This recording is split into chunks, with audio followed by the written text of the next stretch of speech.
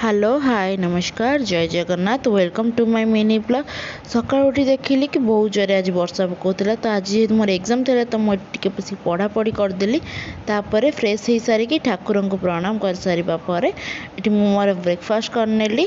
Then एठी आज बाबा सांगे college पढ़ी कॉलेज रे पहुँची सारिबा परे एठी मोर एग्जाम देकी पळै आस्तिली। जेहेतु आज एग्जाम सहित फॉर्म फिलअप भी थिला तो एठी मोर फॉर्म फिलअप कर सारिबा परे बस स्टैंड को पळै आस्तिले। बस नहीं कि मोर स्टपेज रे पहुँची जाइली। पहुँच सारा पर बाबा सागर घर को पळै आसिली। आसिकी मुझे मोर लंच कंप्लीट कर देकी एठी मु किस समय बसिकी टीवी देखुली।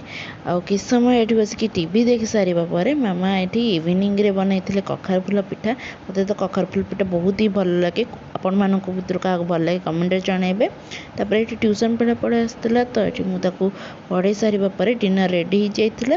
तो मु एठी मोर डिनर कंप्लीट कर देकी चली जाइतिली सोइबा पई। आपण मैंने तो मो वीडियो को देखुंत बट मो चैनल को लाइक सब्सक्राइब किसी भी करना तो प्लीज़ मो चैनल को लाइक शेयर सब्सक्राइब कर दिंतु। हाँ thanks for watching bye bye.